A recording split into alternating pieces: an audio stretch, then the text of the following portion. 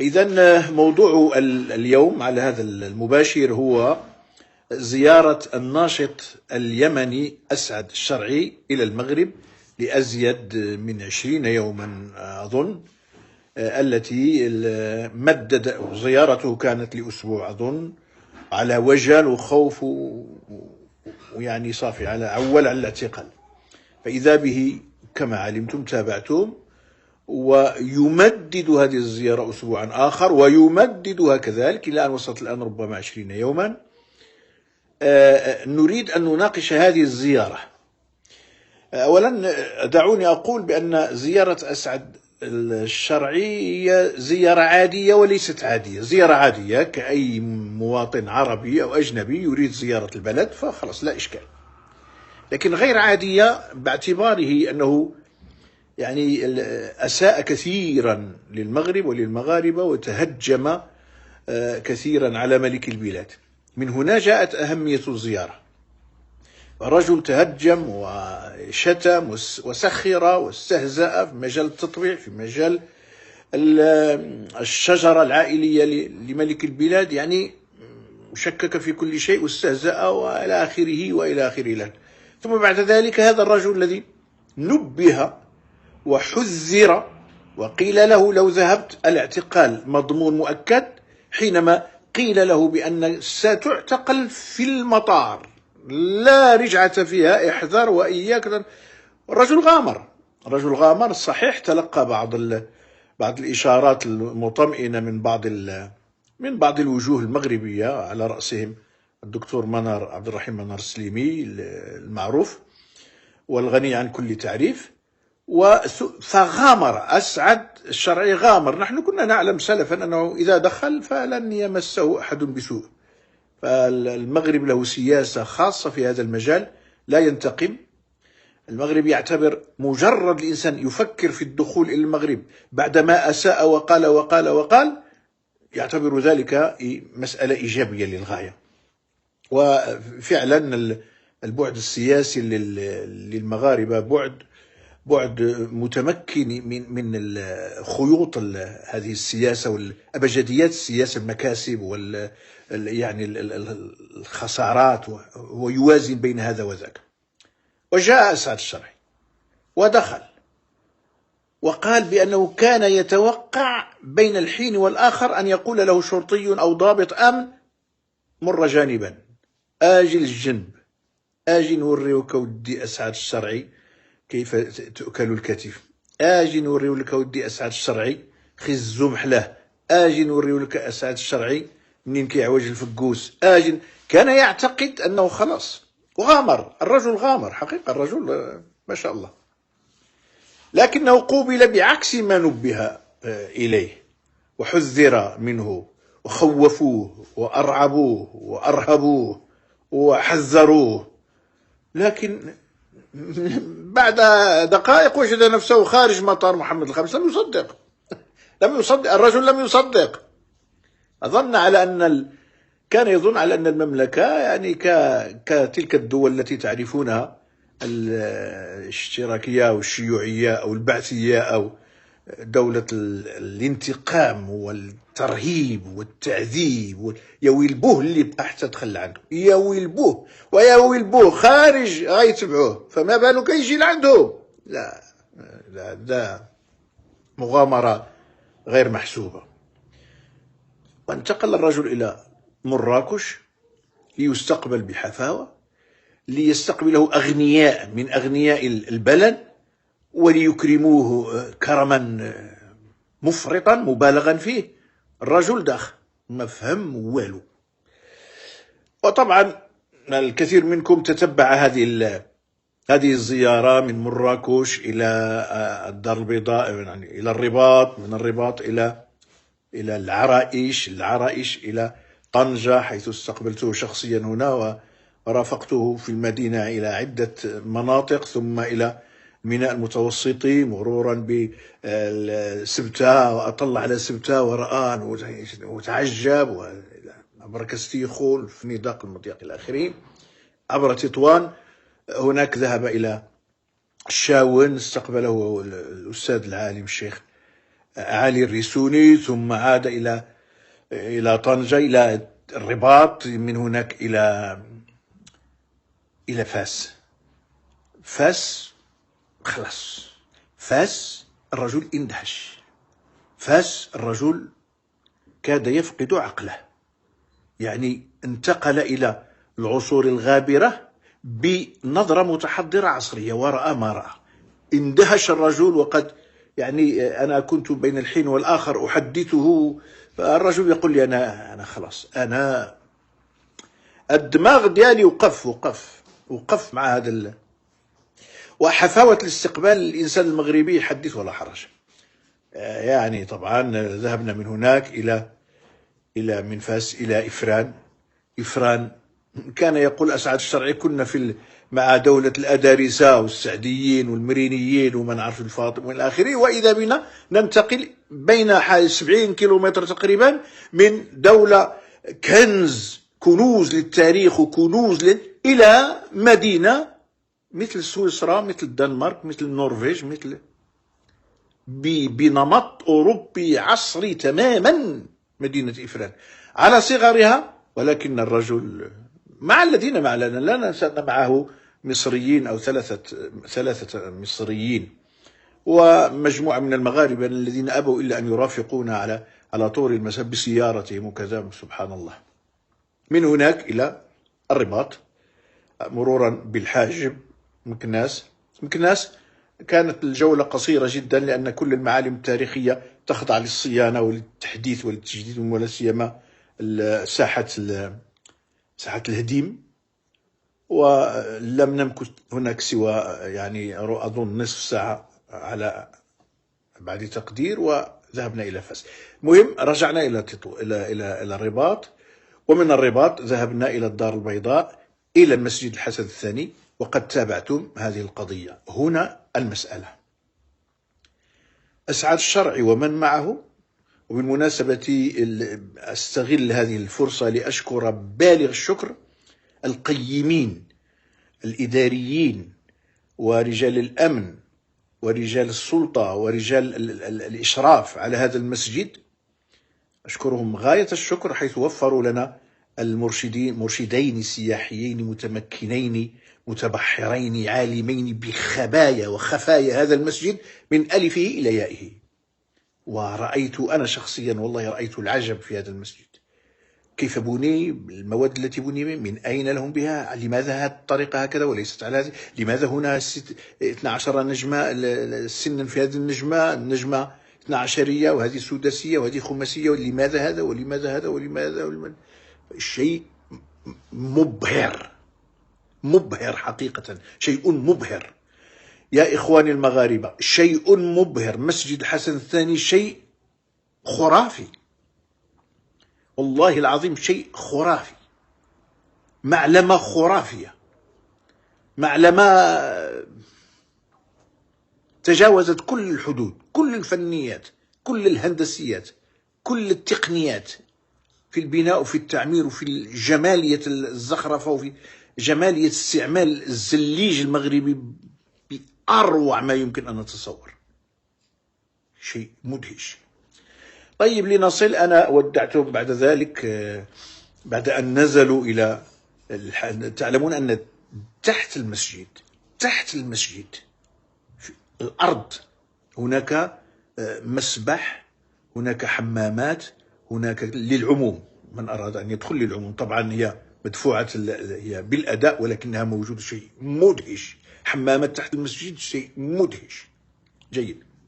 أنا ودعتهم، وأنا كان بودي أن أواصل معهم الرحلة إلى مراكش، حيث من هناك سيعودون، أظن سيعودون اليوم أو غدا، لكن آثرت للضرورة أن أعود إلى مدينة طنجة، وأنا الآن في طنجة. الآن السؤال هو، هل هذه الزيارة لهذا الرجل هل بلادنا استفادت منها أو لا؟ يعني الآن نقوم بالتقويم. C'est ce qu'on appelle en français un bilan. On va faire le bilan. التقويم. وبالمناسبة كلمة التقييم بالياء هذه فيها الكثير من اللغويين يقولون هذا خطأ. لما نقول قوم، الفعل هو قوم، قوم تقويما، وقيم تقويما. قال لك سيدي قيم تقييما، لا، قيم أي القيمة، إعطاء القيمة. قيم تقويما، وقوم أي أصلح اعوجاجه وأقامه على هدى. قوم تقويما أيضا، قالوا المصدر التقويم يصلح لقيم وقوم، لذلك أنا كتبت التقويم. هذه الزيارة نقومها إذن. وقلت بأن الرجل كان عدوا للمملكة أصبح صديقا. إذن ماذا استفادت منه البلاد؟ ماذا استفاد منه المغاربة؟ لماذا هذه الزيارة؟ تعلمون قبل يومين اسمعوا هذه النقطة، قبل يومين يوميات حمو هذاك المصري، لأن هذه الزيارة جعل لهذا يوميات حمو، منذ أن دخلوا إلى المغرب إلى قبل يومين أزيد من 35 مليون مشاهدة. 35 مليون مشاهدة، الآن ربما وصلت ل 40 مليون. هذا رقم خرافي، هذا رقم خرافي في الوقت الذي نرى بعض الإمكانات العلمية أو الفكرية أو كذا أو الفنية وكذا يتابعهم بعض. افتح قوسا والله العظيم، أنا سأقول لكم هذه النقطة. مرة قبل مدة، يعني أظن قبل سنة، فتحت على موقع اليوتيوب لرجل عالم لا أذكر اسمه، لا أنا لا أريد أن أذكر اسمه، أنا أعرفه، هو صديق لي. فرأيت عدد المشاهدات 12 وتحته فيديو لهذاك إكشوان إكونيان ولا ما نعرفش كيسميوه، يلا طلق الفيديو ديالو ما يقرب من 1,800,000 مشاهدة. عالم 12، أهبل 800,000. لكن هذه الزيارة لأسعد الشرعي مع هكذا الرجل فكاهي، والرجل ينكت، والرجل يغني، والرجل يعني مرة مخربق، مرة نيشان، مرة غضبان، مرة سياسي، مرة كذا، مرة يعني هذه النوعية وهذا الخليط بين الجدية وبين السياسة وبين إرسال رسائل وبين صواريخ سكود هذوك اللي هوك، هذا هو الذي أعطى هذه الصبغة لهذا الرجل. زائد أنه كان عدوا وأصبح صديقا. من هنا وإلا فالرجل يقول لنا ألست عالما، ويقول لنا أنا لست دكتورا ولا مؤرخا ولا مفكرا ولا أنا ناشط، ولا صحفيا حتى، أنا ناشط مؤثر على اليوتيوب لا أقل ولا أكثر. أنا أشتغل سائق تاكسي في بريطانيا لا أقل ولا أكثر، يعني مواطن عادي جدا. لكن سبحان الله أعطاه الله عز وجل هذا الملك، هذا راسه معمر يعني عنده قاموس بعد ديال اللي طاح قدامه غير يطحنه، قاموس تعيان، قاموس، وعنده مجموعة هائلة من المكاسب التي اكتسبها بحكم حواراته وكذا. يكفي أن الرجل شارك في الاتجاه المعاكس 4 مرات. 4 مرات. أنا شخصيا شاركت مرتين 2، ومرة ثالثة مع الدكتورة فاطمة نعوت، يعني دعني أقول 3 مرات، الرجل 4 مرات. فلسانه لاذع، ولكن مع هذه الحدة والقسوة للطعن في المعارضين، وإذا به في نفس الوقت يعني إذا تهكم من شخص يا ويله، إذا تهكم هكذا أعطاه الله عز وجل هذه. ماذا نفعل؟ الرجل هكا طينته يعني، وخارج العدسة، خارج التسجيل، يعني عندما نكون في جلسات خاصة، يعني رجل ودود وديع حبوب متواضع إلى أقصى حد، ويشطح ويرقص ويغني وما مسوقش ولا هو في هذا العالم. إذن الآن أعود للسؤال المهم، هل كسبنا من زيارته أم خسرنا؟ هل الكسب أكثر؟ هل الربح أكثر من الخسارة؟ يعني كيف؟ أنا سأعطيكم رأيي الخاص. أننا كسبنا ولم نخسر شيئا. كسبنا ولم نخسر. أولا كسبنا الرجل، واحد لسانه سليط، وكان سليط علينا وسليط على كل من يقف فيه، فكسبناه، فتحول لسانه من حدة وعنف وإلى آخره واستهزاء، تحول إلى مدافع عن الوحدة الوطنية، مدافع عن شعبنا، مدافع. نحن لا نحتاج إلى من يدافع عنا، يعني باش نكونوا واضحين. المغاربة لا يحتاجون إلى أسعد ولا ليدافعون، لا، ليس أسعد هو الذي سيثبت أقدام المغاربة على صحرائهم، لا، ولكن يعني لابد الصحراء في مغربها والمغرب في صحرائها. طيب، هل انتهى الأمر؟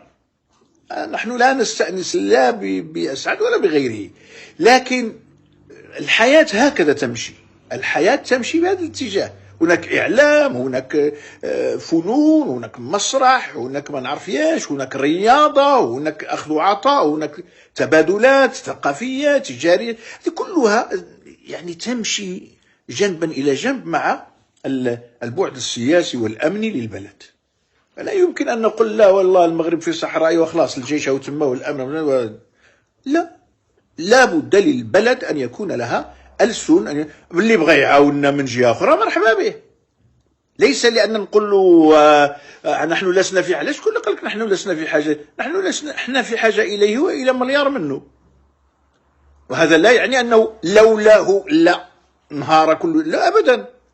مسألة الصحراء المغربية محسومة إلى الأبد، محسومة. نظرتنا الآن إلى الصحراء الأخرى التي اقتطعها الفرنسيون، هذه النظرة. لكن نحن الآن حتى نركز نقوم زيارة الرجل. كسبنا، ربحنا، ما خسرنا شيئا، ما خسرنا شيئا البتة.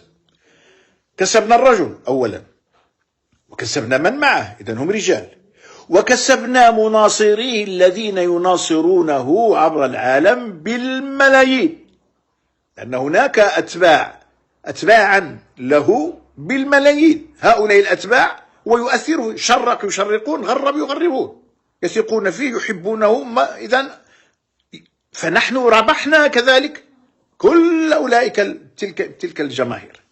إذن كسبنا الرجل، وكسبنا من معه، وكسبنا محبيه، سواء في اليمن أم في الوطن العربي أم الجاليات العربية في أمريكا وفي أوروبا.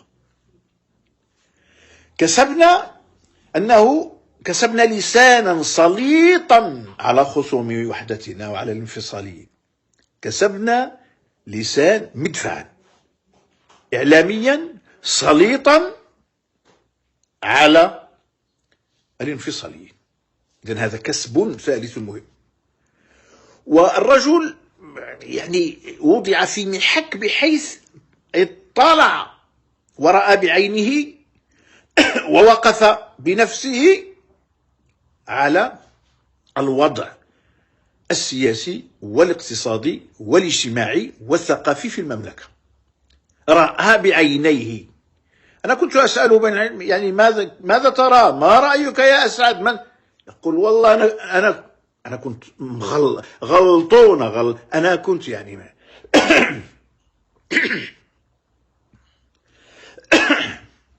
غلطونا، يقول لك غلطونا، خدعونا. الله قال لك، يقول هذا حمو ما نعرفش حمو، يقول له الصحراء، يقول له يعني هل هناك ماء؟ هل سنجد ماء في الصحراء؟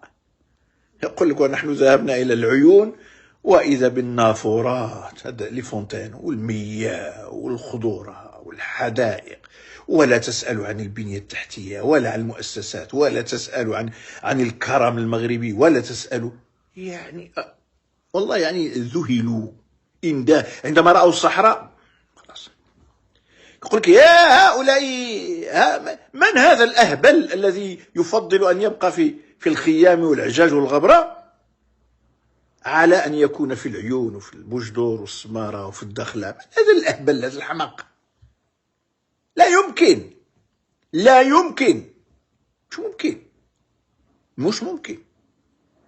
فعندما رأى ما رأى في الأقاليم المغربية الجنوبية الصحراوية، عندما رأى ما رأى، يعني بلغ من خلال الفيديوهات واللايفات، بلغ للعالم، لمن يتابعه داخل الوطن وخارج. وأنتم تعلمون أن هناك ربما مئات الآلاف الذين تابعوه في داخل الوطن، وخارج الوطن ملايين. أنا قلت لكم قبل يومين 35 مليون إحصائية اليوتيوب، 35 مليون. هذا ليس بالأمر الهين، ليس بالأمر السهل. وطبعا ال 35 مليون راه غادي يعملوا المشاركه، البارطاج، وغادي يعملوا فهذا شيء. ولذلك جن جنون هذاك القزادر، هذاك بن سديره وذاك بونيف وذاك، جن جنونهم، جن جنونهم. يعني لذلك ايضا هذا مكسب. ثم خدم المملكه خدمه سياحيه فريده، بحيث نقل الواقع العمراني والحضاري، واقع النظافة في الشوارع. هذه النقطة هذه قال لك أنا ما قال لك والله المغرب كل المدن أنظف من كثير من الدول في أوروبية من حيث النظافة. وأنا أجزم وأنتم تعلمون أن في كل مدينة مغربية هناك جيش من المنظفين، جيش من الذين يعملون في، احنا كنسميهم كيجمعوا الزبل، لا ما كيجمعوش الزبل، ينظفون البلد. هؤلاء يطهرون شوارعنا وأزقتنا وحاراتنا،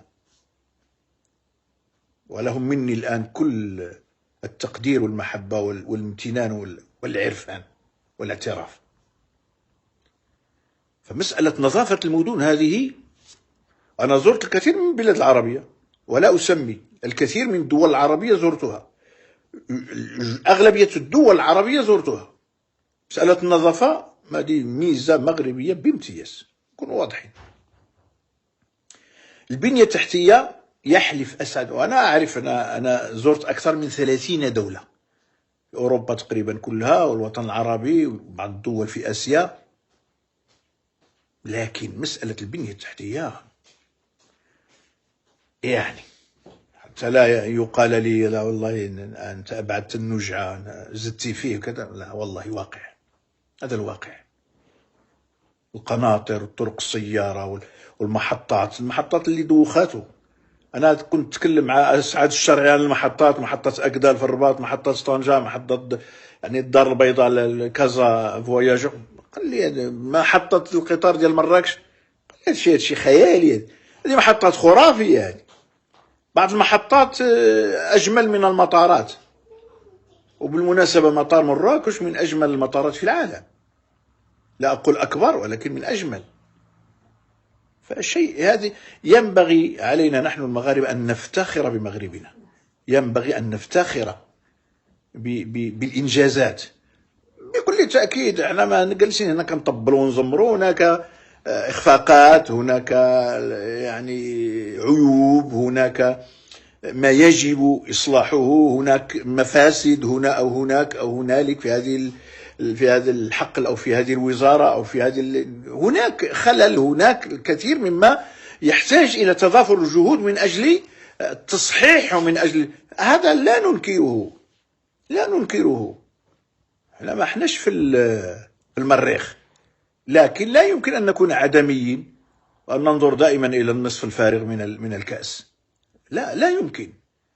الرجل سبحان الله العظيم ما كان أبدا يبحث عن عورة من عورات البلد، شيء حاجة ماشي هي هذيك ويصورها أبدا، كان دائما يركز على الإيجابيات وكان أظن أنه مما كان من تهجماته السابقة تهجم على أجداد الملك، وتهكم على أن كيف هذا الملك، هذا عائلة شريفة إلى بيت النبوة، ايش هذا تلخبطها وهذا. وأنا كنت يعني أركز على زيارتي، حتى أنني قلت يا أسعد إذا لم تذهب إلى المسجد الحسن الثاني اجمع حقيبتك وروح، كما قلتها في حق فاس، إذا لم تذهب إلى فاس اجمع شنطتك وغير سير روح، أنت ما زرت المغرب. من لم يزور فاس ما زار المغرب من الخر كما نقول. وقلت له في حق المسجد الحسن إذا لم تزر مسجد الحسن الثاني أنت ما زرت المملكة، لا تعرف المغرب. عيب تخرج لاوروبا وتقول لهم انا زرت المغرب وانت ما زرتش المسجد الحسن الثاني. لا انت ما يمكن، لا يمكن. زياره المسجد هذه المعلمه ليست معلمه للدار البيضاء فقط، لا، هذه معلمه للمملكه ككل. هذا الرمز للمملكه ككل، هذا الرمز الذي يؤكد على ان الدين الاسلام في هذه البلاد هو الدين المعتمد، وان اكبر معلمه دينيه هي للاسلام. إذا كان الحسن الثاني بنى هذه المعلمة لتكون إشعاعا روحيا لمدينة الدار البيضاء وللمغرب ككل، هذا في المجال الديني. في المجال الاقتصادي محمد السادس بنى هذا الميناء المتوسطي المعجز، ناهيك عن المسائل الأخرى مثل حقول نور لتجديد الطاقة وإلى آخره، وهذه مشاريع عملاقة. المرجو منكم دعمنا بالضغط على زر لايك، فهذا يسعدنا كثيرا ويحفزنا للتقديم الأفضل دائما، وشكرا لكم.